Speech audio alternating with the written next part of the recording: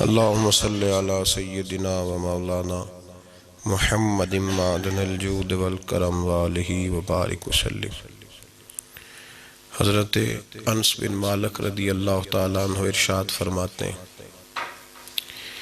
نبی پاک سید عالم صلی اللہ علیہ وسلم نے فرمایا، امام بہقی نے اس حدیث کو نقل کیا ہے، حضور علیہ السلام نے فرمایا، جب اللہ نے زمین کو پیدا کیا تو یہ کانپنے لگی۔ اللہ کریم نے پہاڑ بطور میخوں کے اس کے اندر ٹھونس دیے، لگا دیے تو زمین ساکن ہو گئی۔ فرشتے عرض کرنے لگے، یا اللہ، پھر تیری مخلوق میں سب سے زیادہ طاقتور تو یہ پہاڑ ہوئے، اتنی بڑی زمین کو ان پہاڑوں نے قابو کر لیا ہے اور یہ ہلنے سے باز آ گئی ہے، ساکن ہو گئی ہے۔ جب فرشتوں نے تعجب کیا نا کہ پھر سب سے طاقتور تو یہ پہاڑ ہوئے، تو اللہ کریم نے لوہا پیدا کر دیا، لوہے نے پہاڑوں کو بھی کاٹ ڈالا۔ فرشتے تعجب کرنے لگے، کہنے لگے، یا اللہ، پھر سب سے زیادہ طاقتور تو یہ لوہا ہوا جس نے پہاڑ بھی کاٹ دیے۔ نبی پاک سید عالم صلی اللہ علیہ وسلم فرماتے ہیں، پھر اللہ تبارک و تعالیٰ نے آگ کو پیدا کر دیا،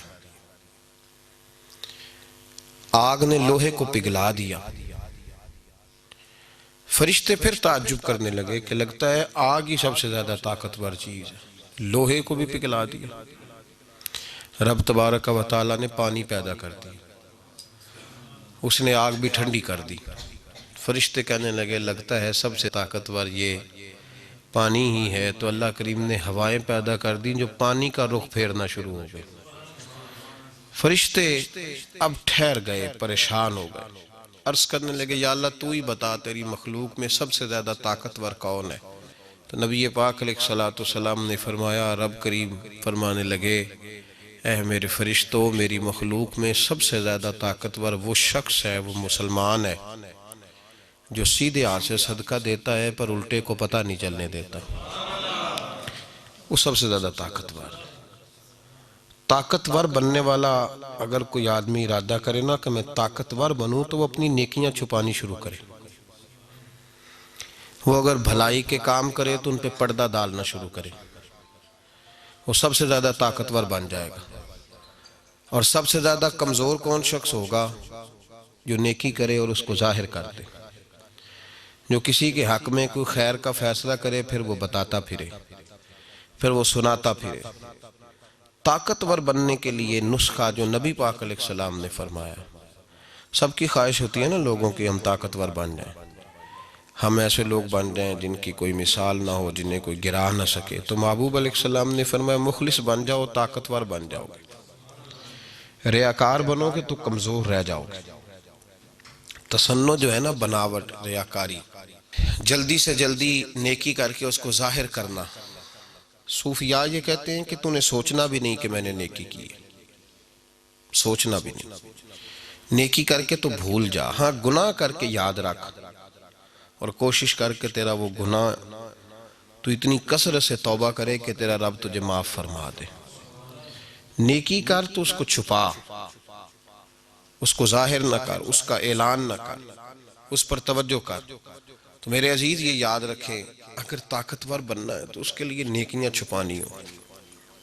ہمارے ہاں یہ ہوتا ہے کہ ہماری نیکیاں پہلے تو ہم سے ہوتا کچھ نہیں، باتوں میں رہ جاتے ہیں، بنتا کچھ بھی نہیں۔ یہ جس کو ہم نیکی کہتے ہیں نا، میں مسجد گیا تھا تو میں نے 5 نمازیں پوری پڑھی، تو بھائی یہ آپ پر فرض تھی، یہ کام آپ نے کرنا تھا، یہ آپ کی ذمہ داری تھی۔ جس رب کی صبح سے لے کر شام تک نعمتیں کھاتے ہو، اس کی بارگاہ میں جھکنا بھی تمہاری ڈیوٹی ہے، تو یہ تو ذمہ داری تھی۔ تو اس کو نیکی سمجھ کے بیان کرنا، جی بڑا پرہیزگار آدمی ہے، بڑا خیر والا آدمی ہے، جی بڑی بات، میں نے کبھی نماز نہیں چھوڑی، تو یہ تو تیری ذمہ داری ہے، یہ تو نے کرنی تھی۔ امام غزالی رحمت اللہ تعالیٰ علیہ لکھا ہے کہ ایک دفعہ اللہ تبارک و تعالیٰ نے حضرت موسیٰ کلیم اللہ علیہ السلام سے پوچھا تھا، موسیٰ میرے لیے بھی کبھی کوئی کام کیا؟ تو عرض کی، اللہ میں نے نمازیں پڑھی، تو فرمایا وہ تو میں نے فرض کی تھی، وہ تو پڑھنی تھی۔ یا اللہ میں نے دین کی نوکری کی، تبلیغ کی، تو رب کریم نے فرمایا تمہیں نبی جو بنایا تھا تو تمہاری ذمہ داری تھی، تو یا اللہ پھر تو ہی بتا تیرے لیے کیا ہے۔ تو فرمایا تجھے چاہیے تھا کہ کسی ایسے بندے سے محبت کرتا جس کے لیے تو صرف میری رضا کے لیے پیار کرتا، اور کچھ لوگوں سے تو اظہار بیزاری کرتا کہ یہ اللہ رسول کے نافرمان ہے، دشمن ہے دین۔ پہلی بات تو یہ کہ نیکی کرنے ہم سے بن نہیں پڑتی، اور اگر کبھی ہو جاتی ہے تو ضائع ہو جاتی ہے۔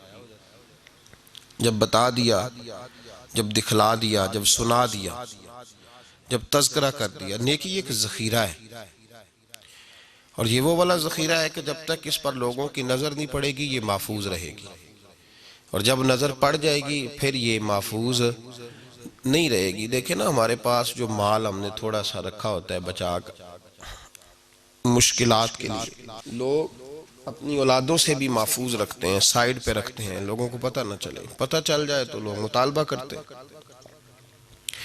دنیا کا مال لوگ تھوڑا سا سائیڈ پہ رکھتے ہیں کہ نظر پڑ گئی تو ضائع ہو جائے، تو دین کا مال کیوں ظاہر کرتے ہو، کیوں لوگوں کو بتلاتے ہو؟ پہلی بات تو یہ کہ نیکی کریں، نیکی کو کبھی چھوٹا نہ سمجھے۔ فَمَن يَعْمَلْ مِثْقَالَ ذَرَّةٍ خَيْرًا يَرَهُ، اللہ فرماتے ہیں تو ذرے کے برابر بھی اگر نیکی کرے گا تو قیامت میں وہ نیکی تیرا رب تجھے دکھائے گا۔ اس چھوٹی سی بھی نیکی کو حقیر نہ سمجھے۔ جی ہاں، جہاں دیکھیں نا حضور نے فرمایا کچھ نہیں کر سکتا تو کسی سے مسکرا کے بات ہی کر، اللہ تجھے صدقے کا ثواب عطا فرمائے گا۔ پہلی بات تو یہ کہ نیکی کو حقیر نہ سمجھے۔ بہت ساری نیکیاں، بھئی ایک بندہ بیمار ہو گیا اس کی تیمارداری کرنی ہے، لوگ بڑا چھوٹا سا کام سمجھتے ہیں نا، بڑا چھوٹا سا کام ہے نا۔ ایسے گزر رہے تھے، گجرا والا جانا تھا تو رستے میں کوئی ایک دو مریض تھے تو تیمارداری کر لی، خبر گیری کر لی، بڑا چھوٹا سا کام ہے نا۔ لیکن میرے نبی پاک علیہ السلام نے ارشاد فرمایا یہ اتنی بڑی نیکی ہے، جب تو کسی بیمار کی تیمارداری کرنے جائے تو یوں سمجھ لے کہ اللہ کی رحمت کا دریا بہہ رہا تھا تو اس میں غوطہ لگا کے آیا۔ اتنی بڑی نیکی ہم نے تو بڑا معمولی سی بات سمجھی ہوئی تھی، یعنی غوطہ ہی لگ گیا، یعنی کانوں کے اوپر تک، بالوں کے اوپر تک اور پیروں کے نیچے تک رحمت ہی رحمت حاصل ہو گئی۔ تو پہلی بات تو یہ کہ نیکیاں ہاتھ سے جانے نہ دیں۔ جس حد تک صحابہ لالچی تھے، اولیاء اللہ لالچی تھے، کس بات کے؟ نیکیوں کے، نیکیوں کے لالچی تھے، کوئی نیکی جانے نہیں دیتے تھے، کہتے تھے کوئی خیر کا کام میرے ہاتھ سے رہ نہ جائے۔ نبی پاک علیہ السلام نے ارشاد فرمایا جب تو جنازہ پڑھنے جاتا ہے تو اگر تو جنازہ پڑھ کے آ جائے تو تجھے 1 قرات اجر ملے گا، اور اگر تو دفن میں بھی شریک ہو تو اللہ 2 قرات اجر عطا کرے گا۔ تو صحابہ نے کہا حضور یہ قرات کیا ہے؟ تو کلومیٹروں پہ پھیلا ہوا ہے احد پہاڑ۔ نبی پاک علیہ السلام نے فرمایا جتنا یہ احد پہاڑ لمبا ہے اتنا 1 قرات ہوتا ہے۔ اتنی بڑی گٹھڑی اللہ نیکیوں کی دے گا۔ اب اردو میں گٹھڑی ہے، پنجابی سوکھے رانگے، ایڈی پانڈ دے گا اللہ نیکیوں کی۔ ہم نے اب جنازہ، بھئی کیوں نہیں پڑھا جنازہ؟ کیا مصروفیت تھی؟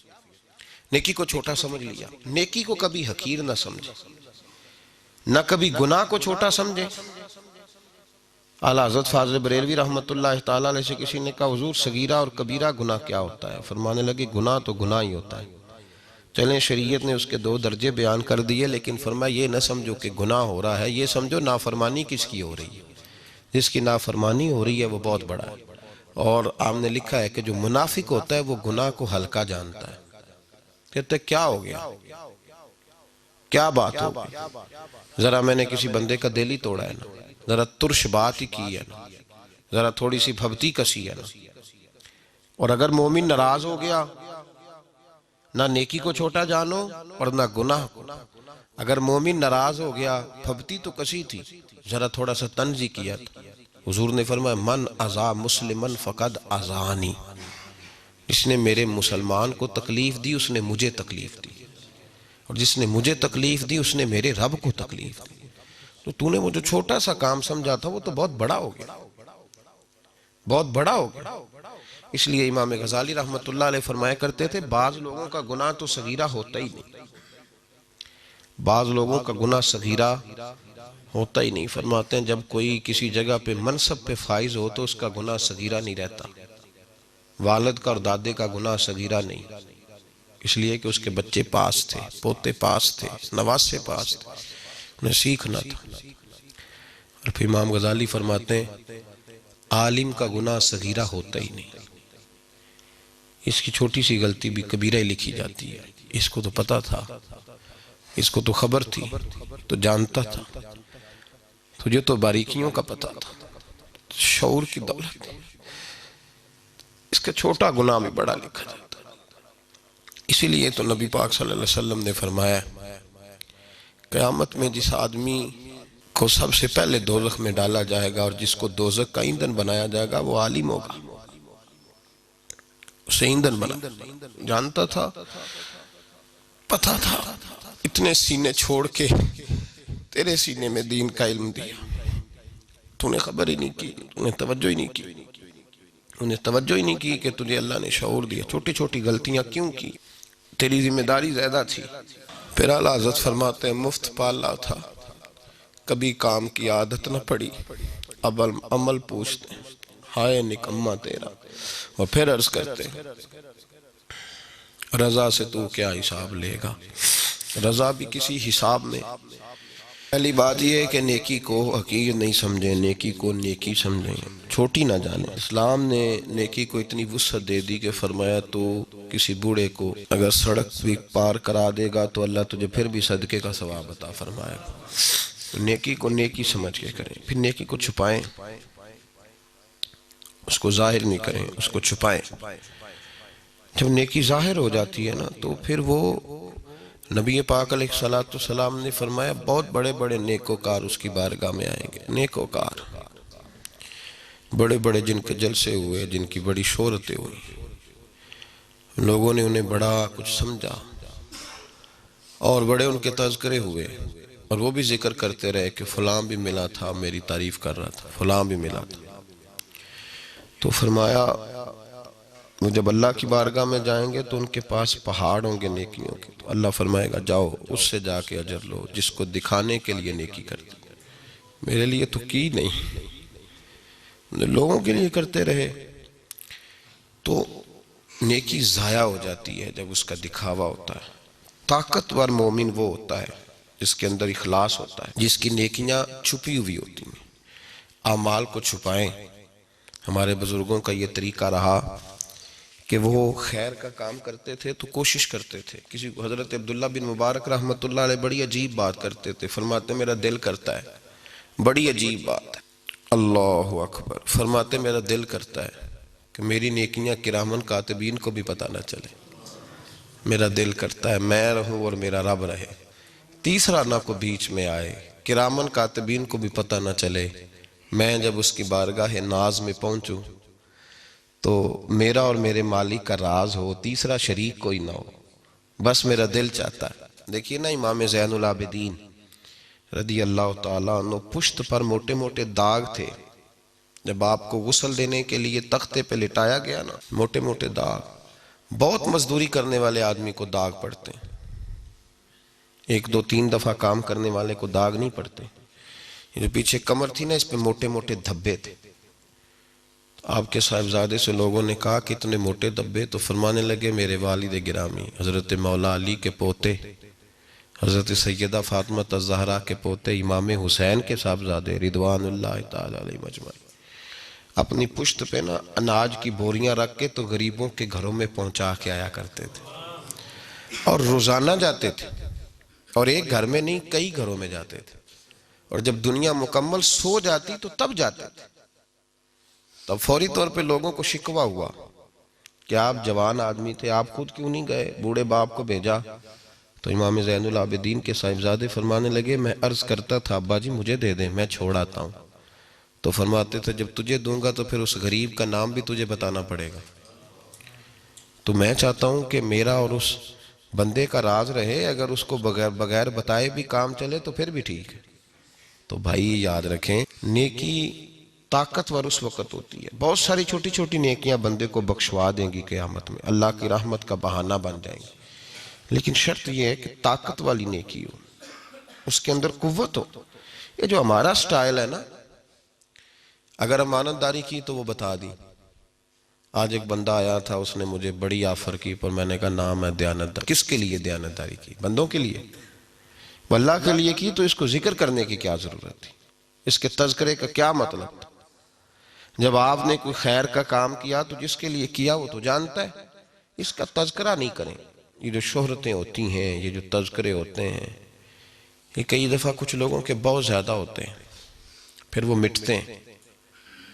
کچھ ایسی کوتاہیاں اللہ جب ناراض ہوتا ہے تو ان سے سرزد ہوتی ہیں کہ یہ لوگ زوال کا شکار ہوتے ہیں۔ اس وقت سے ڈریں، بچیں اور اپنے آپ کو طاقتور کریں۔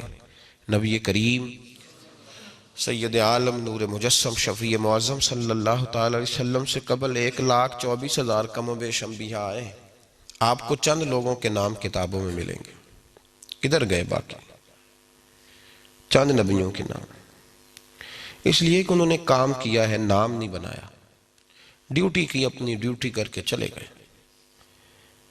تختیوں کا شوق اور اپنا آپ کو بڑا چاہنے کا شوق یہ تباہی پیدا کرتا ہے، یہ باطن میں فساد برپا کرتا ہے، دل کی دنیا کو اجاڑتا ہے۔ ڈیوٹی کری، چلے گئے۔ 1,44,000 صحابہ نے نبی پاک کے ساتھ حج کیا تھا۔ 10,000 کی قبریں ہیں مدینے میں، نام شاید 2-3 درجن کے لوگوں کو آتے ہیں۔ کدھر گئے وہ لوگ؟ ڈیوٹی کی، چلے گئے، ختم معاملہ۔ اسلام کی سب سے پہلی شہیدہ حضرت سمیہ، کتنے لوگوں کو نام آتا ہے ان کا؟ حضرت سمیہ حضرت عمار بن یاسر کی والدہ تھی، ابو جہل کے سامنے کھڑی ہوئی، اسلام کی بات ہو رہی تھی۔ اسلام میں اس وقت غربت تھی، پردیسی تھی، تھوڑے لوگ تھے، تو ابو جہل کے سامنے کھڑی ہوئی، کہنے لگا بول، تو سنا ہے ان کے پیچھے چلی گئی ہے جن کے پیچھے کوئی نہیں چلتا؟ تو حضرت عمار بن یاسر کی والدہ کہنے لگی تو کیا بات کرتا ہے، ایک زمانہ آئے گا فضائیں بھی ادھر ہی چلیں گی جدھر میرے نبی کا رخ ہوگا، ایک دور آنے والا ہے۔ اس نے کہا تو میرے سامنے بولتی ہے؟ تو فرمانے لگی میں مصطفیٰ کریم کی کنیزہ ہوں، میں ہر جگہ نبی پاک کے پیغام کے لیے بولوں گی۔ ان کی نازک جگہ پر نیزہ مارا ابو جہل نے، وہ شہید ہو گئیں۔ میرے نبی پاک سید عالم صلی اللہ علیہ وسلم کے دین کا قانون بتاتا ہے کہ جو نیکی میں پہل کرے قیامت تک اسے اجر ملے گا۔ قیامت تک جتنے لوگ شہید ہوں گے ان سب کا اجر بھی اللہ حضرت عمار بن یاسر کی والدہ کو عطا فرمائے گا۔ وہ پہلی شہیدہ ہیں اسلام۔ کتنے لوگ ان کی سالانہ برسی مناتے ہیں؟ کہاں سیمینار ہوتا ہے ان کے نام کا؟ کہاں ان کے تذکرے ہوتے ہیں؟ کہاں؟ کچھ بھی نہیں، کام کر گئے۔ حضرت عمار بن یاسر رضی اللہ تعالیٰ عنہ بڑی نوکری کی۔ یہ وہ خاندان تھا جس خاندان کو آگ میں ڈالا گیا تھا، غریب لوگ تھے تو انہیں آگ میں ڈالا گیا، دہکتی ہوئی آگ میں۔ نبی پاک صلی اللہ علیہ وسلم تشریف لائے، حضرت عمار کا خاندان دعائی دے رہا تھا، اے اللہ ہماری مدد فرما۔ اچانک جل رہے تھے تو حضور تشریف لے آئے، تو نبی پاک علیہ السلام نے کہا اے اللہ جس طرح تو نے ابراہیم پر آگ ٹھنڈی کی تھی یاسر کے خاندان پہ بھی ٹھنڈی کر دے، حضرت عمار کے ٹھنڈی کر دے۔ تو آگ اسی طرح ٹھنڈی ہو گئی جس طرح حضرت ابراہیم پر ٹھنڈی ہوئی تھی۔ حضرت عمار بن یاسر حضور علیہ السلام کے والد نے، والدہ نے، خود حضرت عمار کو حضور نے فرمایا تو شہید ہوگا، باغی گروہ تجھے مارے گا۔ اتنے بڑے لوگ، کدھر ہے ان کا نام؟ اتنی بڑی ڈیوٹی، کدھر گئے تذکرے ان لوگوں کے؟ حضرت ام ایمن رضی اللہ تعالیٰ عنہ اتنی بڑی ڈیوٹی کی مصطفیٰ کریم کی۔ نبی پاک صلی اللہ علیہ وسلم کو مقام ابوا سے جب آپ کی والدہ انتقال کر گئیں تو حضرت ام ایمن لے کے آئی تھی۔ کہاں ان لوگوں کے انہوں نے تذکرے، انہوں نے پسند ہی نہیں کیا کہ ہمارے ذکر ہوں، انہوں نے یہ شوق ہی نہیں پیدا کیا۔ اب تو پیر فوت ہونے سے پہلے اپنا دربار بنا لیتا ہے، کہتا پتہ نہیں بچے بعد میں بنائیں گے کہ نہیں بنائیں گے۔ وہ فوت ہونے سے پہلے تیاری کرا لیتا ہے، سنگ مرمر لگوا لیتا ہے۔ او بابے ڈر اللہ تعالیٰ سے، اوپر سے جتنی مرضی سنگ مرمر لگی ہو، قبر تو اس وقت مزار بنے گی جب اندر جنت کا باغ ہوگا، جب اندر جنت کا باغ ہوگا۔ والا حضرت فاضل بریلوی رحمت اللہ علیہ ایک جگہ پہ فرماتے ہیں چٹائی رکھنے سے کیا فائدہ؟ چٹائی رکھو جی نیچے، کیا فائدہ؟ اگر اللہ پاک جنت عطا فرمائے تو پھر نیچے چٹائی کیا کرے گی؟ پھر تو اس سے بہتر لباس مل گیا اس آدمی کو۔ اور اگر اندر ہی گھڑا ہے معاذ اللہ تو چٹائی کیا روک لے گی آگ کو؟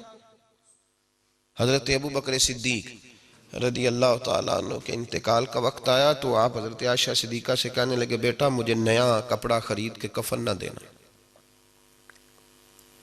کوئی نہیں ضرورت۔ کہا ابا جی آپ صاحب حیثیت ہیں، اگر آپ کے مال میں سے ہم دے دیں گے تو حرج کیا ہے؟ تو جناب صدیق اکبر رو پڑے، فرمانے لگے بیٹی نہیں، زندوں کو نئے کپڑوں کی زیادہ ضرورت ہوتی ہے، کوئی پرانا کپڑا اٹھانا سفید رنگ اور دھو کے ابو بکر کو اس میں دفن کر دینا۔ فرمانے لگے اگر میں نیک ہوا تو پھر اللہ کریم مجھے جنت کا لباس پہنا دے گا، اور بیٹے اگر میں برا ہوا تو اس پرانے نے بھی تو پھاٹ ہی جانا ہے نا، تو فائدہ کیا نیا لے جانے کا؟ تو بھائی تو یہ پیدا کر کہ نیکی ایسی ہو جو تیرے لیے کام آ سکے، ایسی لولی لنگڑی نیکی نہ کر جو اس کی اپنی ٹانگیں نہ ہو، وہ چل ہی نہ سکے تو تجھے کیسے آگے لے کر کے جائے گی۔ ایسی نیکیاں کریں جو طاقتور ہوں، ایسی نیکیاں کریں جو ہمت والی ہوں، ایسی نیکیاں کریں جن کے اندر توانائی ہو، قوت ہو۔ ایسی نیکی نہیں کریں کہ جو نیکی جو ہے وہ بالکل اثر ہی نہ رکھتی ہو۔ اس لیے میں دیکھ رہا ہوں بہت سارے لوگ کچھ خیر کا کام کرتے ہیں لیکن وہ بتانا بڑا ضروری سمجھتے ہیں۔ کیا ضرورت تھی ذکر کرنے کی؟ حاجت کیا تھی؟ اس کے ساتھ میں بڑی نیکیاں کرتا رہا، آج یہ میری طرف توجہ ہی نہیں کرتا، تو بھائی ختم ہو گئی تیری نیکی، تو نے کہہ دیا تو ختم ہو گیا مسئلہ۔ تو کیوں ایسے کرتا ہے؟ بھائی شہرت، آگے ہونا اور ذکر کرنا یہ چیزوں کو ضائع کرتا ہے۔ طاقتور بننا چاہتے ہو تو پیچھے پیچھے رہنا شروع کر دو، طاقتور بننا چاہتے ہو تو چپ کر جاؤ، خاموشی اختیار کرو، جیتنا چاہتے ہو تو ہارنا سیکھو، دنیا کے اندر اگر اٹھنا چاہتے ہو تو گرنے کا طریقہ سیکھو۔ یاد رکھو جن لوگوں کے پیر پھسلتے ہیں انہیں سمجھ آتی ہے کہ میں نے سنبھلنا کس طرح سے، اور جو لوگ ہارتے ہیں انہیں جیت کی لذت نصیب ہوتی ہے۔ اور اگر شوق ہے صرف آگے بڑھنے کا، جیتنے کا ہی، تو پھر تمہیں کیا پتا کہ جیتنے کی لذت کیا ہے؟ اس لیے کہ جو ہار کے جیتتا ہے اس کو پتا ہوتا ہے کہ کل میں کیا تھا اور آج میں کیا ہوں۔ جتن جتن ہر کوئی کھیڑے کدی ہارن کھیڑ فقیرہ، جتن جتن تے ہر کوئی کھیڑے تو کدی ہارن کھیڑ فقیرہ، جتن دا مل کوڈی پیندائی ہارن دا مل ہیرا۔ تو اپنے آپ کو طاقتور آپ تب کریں گے جب آپ کی روحانیت کے اندر کچھ توانا قسم کی نیکیاں ہوں گی، تگڑی، پھر آپ طاقتور۔ اور اگر بس وہی ریاکاری ہے، وہی دکھلاوا ہے، وہی تصنع ہے، وہی بناوٹ، ڈر لگنے لگا ہے، اب پریشانیاں بڑھنے لگی، اب چیزیں کھل کے واضح ہونے لگی ہیں کہ نہیں، مشکل ہوتا جا رہا ہے۔ حضرت باعزید بسطامی علیہ رحمہ فرمایا کرتے تھے مجھے انسانوں کی بھیڑ میں انسان ہی نہیں ملتا، کہاں تلاش کروں؟ انسانوں کی بھیڑ میں انسان نہیں ملتا، کدھر جا کے ڈھونڈ کے لائیں؟ ہاں فرمایا کرتے تھے اب ڈر لگتا ہے کسی سے نیکی کراتے، پتہ نہیں کل اگر یہ ناراض ہو گیا تو یہ کیا کرے گا، لوگوں کو کیا کچھ بتائے گا، کس طرح کا رویہ۔ یوں تو ہر ایک کو شیطان سے ڈر لگتا ہے، مجھ کو اس دور کے کچھ انسان سے ڈر لگتا ہے، اور جس کی ہر بات میں پوشیدہ ہو نشتر کی چبھن، ایسے ہر صاحب احسان سے ڈر لگتا ہے۔ طاقت والی نیکی وہ ہوتی ہے اس میں خلوص ہو۔ یار اب تو لوگ ابا جی کی خدمت کر کے بھی بتاتے ہیں کہ میں نے کی ہے۔ وہ بھائی کس کی ہے؟ اپنے ابا جی کی؟ میں اپنے استاد جی کا بڑا فرما بردار، تو استاد جی کس کے تھے؟ تو یہاں تو کہنا کہ تیرے استاد کا میں فرما بردار ہوں، تو بات سمجھ میں آئی؟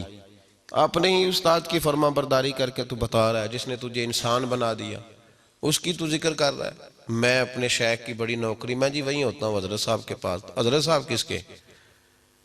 یا تو کسی اور کو کہنا کہ میں تیرے حضرت صاحب کے پاس ہوتا ہوں، ان کی نوکری کرتا ہوں، تو پھر تو بات سمجھ میں آئی۔ تو اگر تیرے حضرت صاحب ہے تو ذکر کس طرح تو نے کر لیا؟ جملہ کیسے ادا ہوا؟ فکرہ کیسے تیری زبان سے نکل گیا؟ پھر اس کا مطلب یہ ہوا کہ تو نے ابھی اس میں گنجائش سمجھی ہے، اس کے اندر تو نے ایک بہت بڑی جو ہے وہ بہت بڑی سپیس دے دی۔ کیوں کوئی اور تھا تو میں نے بڑی نیکی کی، حالانکہ بنتا تیرا تھا پر میں جا کے ڈیوٹی کر آیا ہوں۔ بھائی جب تیرا ہی بنتا تھا تو نے ہی جانا تھا، ذمہ داری تیری تھی۔